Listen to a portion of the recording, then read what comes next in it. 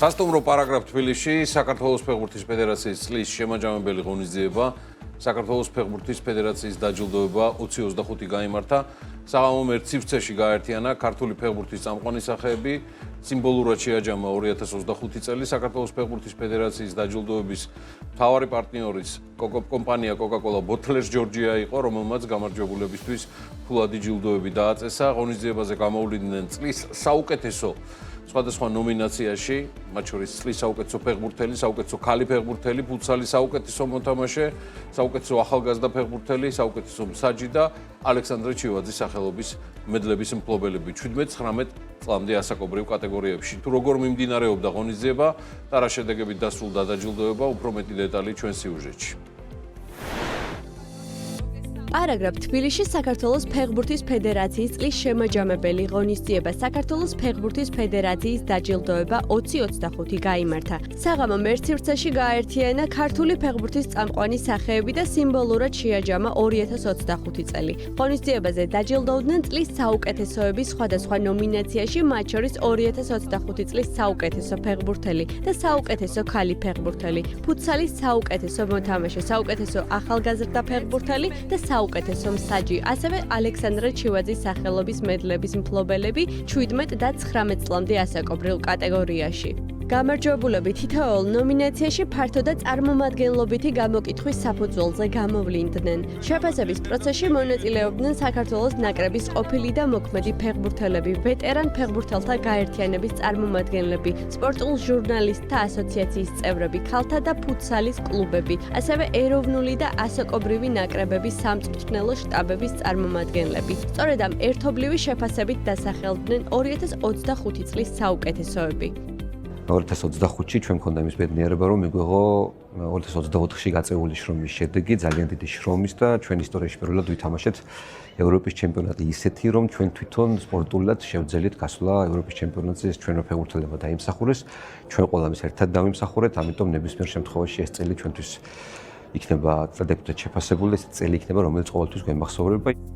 საქართველოს ფეხბურთის ფედერაციის დაჯილდოება 2025-ის მთავარი პარტნიორი იყო Coca-Cola Bottlers Georgia, რომელმაც გამარჯვებულებისთვის ფულადი ჯილდოები დააწესა. საუკეთესო ქალ და კაც ფეხბურთელებს 50,000 ლარი გადაეცათ. საუკეთესო ახალგაზრდა ფეხბურთელსა და ფუტსალის საუკეთესო მოთამაშეს 15,000 ლარი, ხოლო საუკეთესო მსაჯის ნომინაციაში გამარჯვებულს 10,000 ლარი.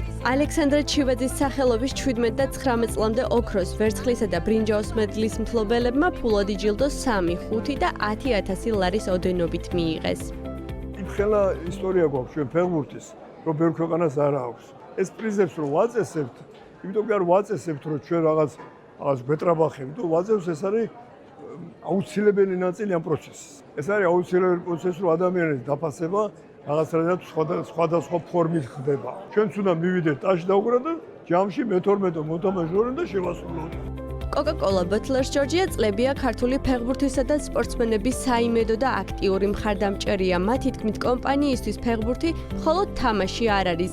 ეს არის შრომა, შეუპოვრობა, მუდმივი განვითარება და სიყვარული საქმისადმი. კომპანიაში ამბობენ, რომ Coca-Cola სრული ნდობით აგრძელებს ქართული ფეხბურთის პოტენციალის მხარდაჭერას და დარწმუნებულია, რომ რაც უფრო რთულია გამარჯვება, მით უფრო დიდია მისი სიხარული.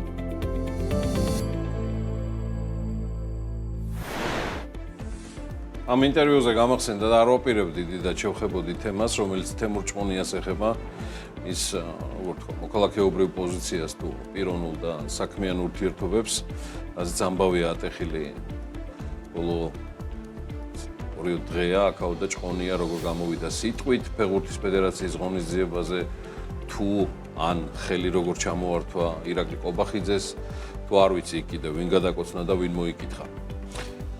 თემურ ჭყონია შარშანაც იყო ქართველი ფეხბურთელების დაჯილდოებაზე, რადგან მისი კომპანია, ანუ Coca-Cola Bottlers Georgia, საქართველოს ეროვნული ნაკრების ფეხბურთში მხარდამჭერი და სპონსორია.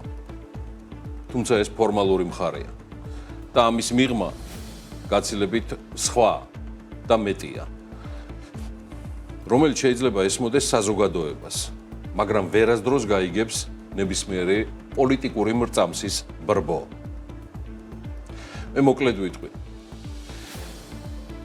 თემურ ჭყონიაზე უკეთ როდის, რა, სად თქვას, ბევრმა არ იცის. ბევრმა არ იცის. და კიდევ ერთი, ის თავისი კომპანიის ბიუჯეტისკენ არ იხედება, როცა თეთრზე ამბობს თეთრს და შავზე შავს. ნაცრისფერი მისთვის მიუღებელია. ჭკუნე არ ფიქრობს, ვის ასიამოვნოს, როცა უკიდურესად კრიტიკულია ევროკავშირის თემაზე. საქართველოს გეოპოლიტიკურ კურსზე ან ირონიულ სარკასტულია კორუფციის მასშტაბებზე, რომელსაც ქვეყანაში ადგილი აქვს სისტემურ დონეზე. ის არ ფიქრობს, ვის ასიამოვნოს. როცა ითხოვს დაკავებული ახალგაზრდების გათავისუფლებას ციხიდან, ან როცა მადლიერია.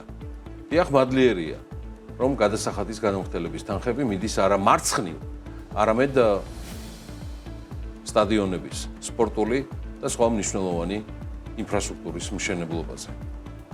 არც ამ დროს უკმევს. ან ფიქრობს, ვის რა ესიამოვნება. ის უბრალოდ ასეთია. თან დამეჯერება. აი ამის გარეშე 32 წელიწადია ვურთიერთობ და მეგობრობ. და ამით არ დაწყებულა. ჩემი და თემურ ჭყონიას ურთიერთობა. და როგორმე ამის გარეშეც გავაგრძელებ.